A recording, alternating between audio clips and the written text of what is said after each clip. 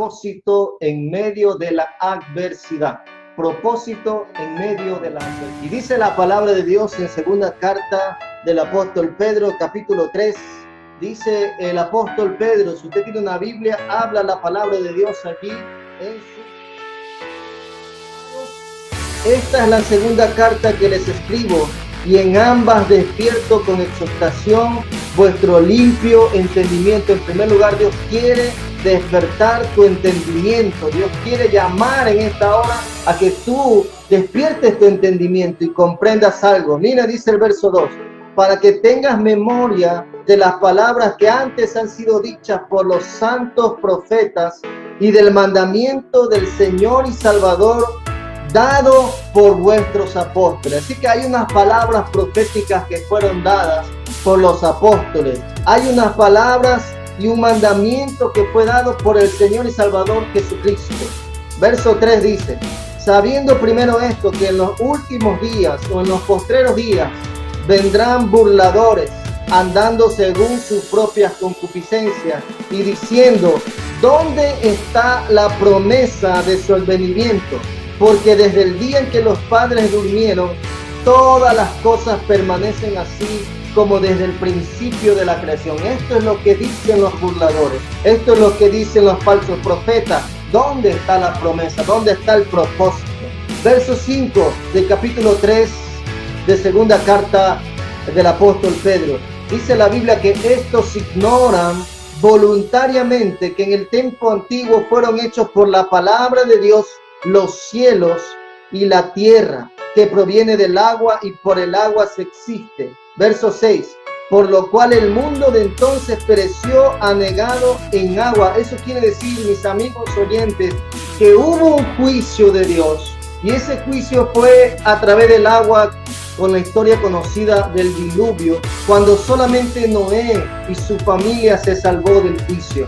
Hoy nosotros venimos a predicarte la palabra de Dios de esperanza y salvación, porque el juicio de Dios ha empezado. Principio de dolores han empezado. Por eso dice el verso 7, pero los cielos y la tierra que existen ahora están reservados por la misma palabra, guardados para el fuego del día del juicio y de la perdición de los hombres impíos. Porque va a haber un juicio y ciertamente va a haber perdición de los que son impíos.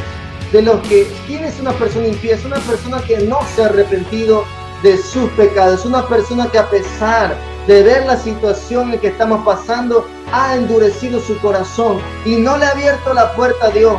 Y no le ha dicho a Dios, Señor, perdóname. Por eso hoy, dice el verso 8 de esta carta, oh amados, no ignoren esto, que para el Señor un día es como 1000 años y 1000 años como un día. Verso 9, el Señor no retarda su promesa, según algunos la tienen por tardanza, sino que es paciente. Aquí viene el propósito de Dios. Es paciente para con nosotros, no queriendo que ninguno perezca, sino que todos procedan al arrepentimiento. Dios quiere que usted y yo hallemos el propósito de esta adversidad.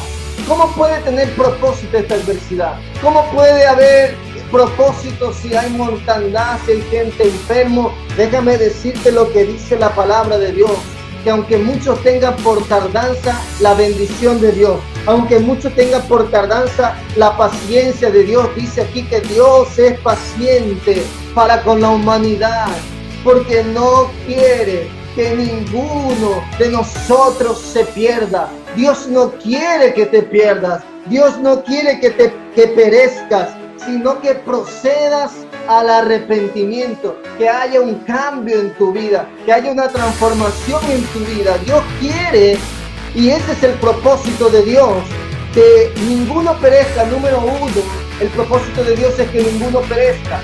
¿De qué muerte está hablando el Señor? No está hablando de la muerte física, porque ciertamente somos vulnerables. Esta pandemia nos ha visto y nos ha hecho entender de que somos vulnerables, de que la vida es corta, de que no tenemos lo suficiente para sanarnos. pero también nos ha hecho entender de que hay un propósito de Dios y que hay una muerte que es mucho peor que la muerte física. Es la muerte eterna, es la muerte sin Dios.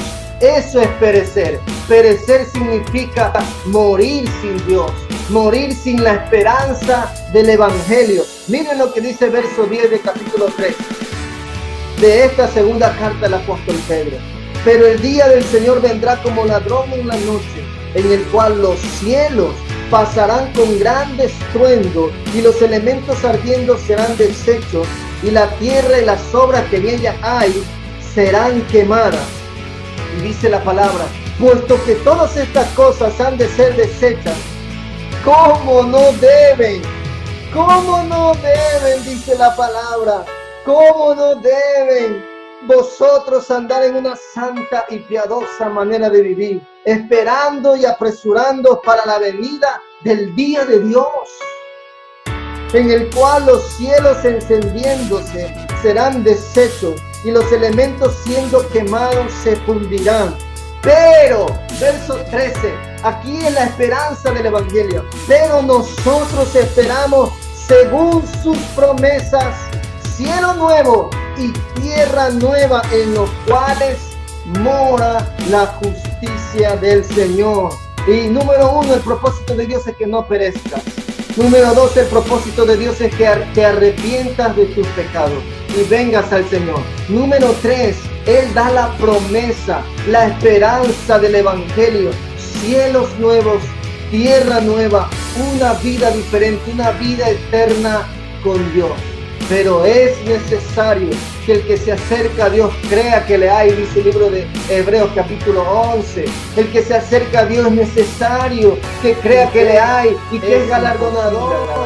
Por eso hoy, mis amados oyentes, amigos, familiares, todas las personas que me están escuchando, oyentes, amigos, familiares, todas las personas que me están escuchando, hoy te hago un llamado de parte de Dios, como ministro del Evangelio, como un hombre de Dios que sabe lo que es un corazón vacío, que sabe lo que es no tener rumbo, no tener propósito en la vida.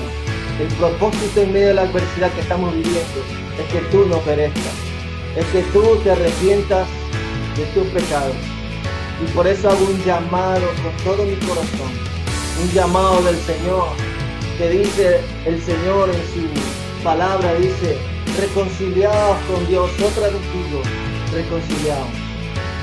Dios te llama a reconciliarte. Dios te llama a que tu corazón se vuelva a Él.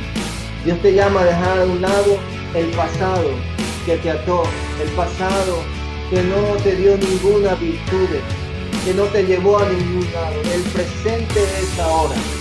Y puedes construir un futuro de esperanza. Puedes tener esperanza. En Jesucristo hay esperanza, mi amado amigo, mi amado oyente. Así que te invito a que el Espíritu Santo, permita que el Espíritu Santo obre en tu mente y en tu corazón y puedas decir conmigo: Padre, ahora que he escuchado tu palabra, Señor, reconozco mis pecados. Reconozco, Señor, que he estado lejos de ti. Te pido perdón por mis pecados, Señor. Te pido que borres mis pecados con tu sangre preciosa. Y te pido, Señor, que vengas a mi corazón y seas el Señor, seas el Salvador de mi vida. Padre, ven a mi corazón, sálvame, restáurame. Te lo pido en el nombre de Jesús de Nazaret. Gracias, Señor. Si usted, amado oyente, ha hecho esta oración con todo su corazón, con toda su fe, usted es un hijo de Dios, es una hija de Dios. Nos gustaría ayudarte a crecer en el Evangelio. Conéctate con